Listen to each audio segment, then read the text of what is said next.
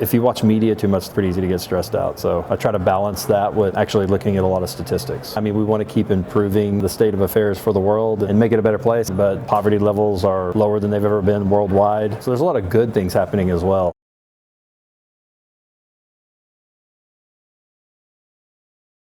We're in that business, so a big part of what we do is gather data and try to figure out how to optimize for value. So I'm a big fan of Atlassian tools for making sure we have a streamlined communication network across our company. And then when it gets to the analytics side, we do BI and AI as well. So lots of tools in that tool chain that we use.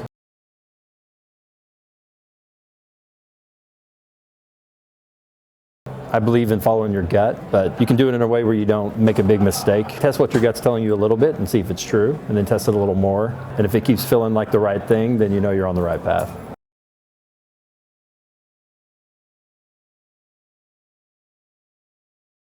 I think we always should invest in upskilling our people. I find it to be the case that if you give people a good work environment where they can grow and you stretch them, they'll actually stay longer. I mean, even if they do go somewhere else, they'll end up being a customer or a partner or something else along the way. So it always makes sense to help your people upscale.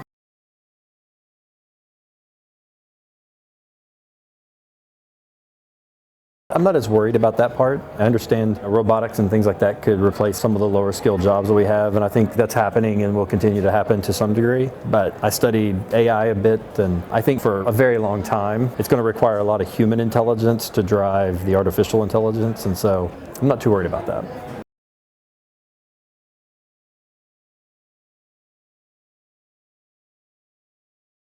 What I've learned is it's not as scary as it seems usually. So as long as you're not being reckless or putting other people or their livelihoods at risk, you can look at risk almost as a good thing as long as you try to learn as fast as possible. So if it's going the wrong way, make sure that you know that so you can minimize the damage.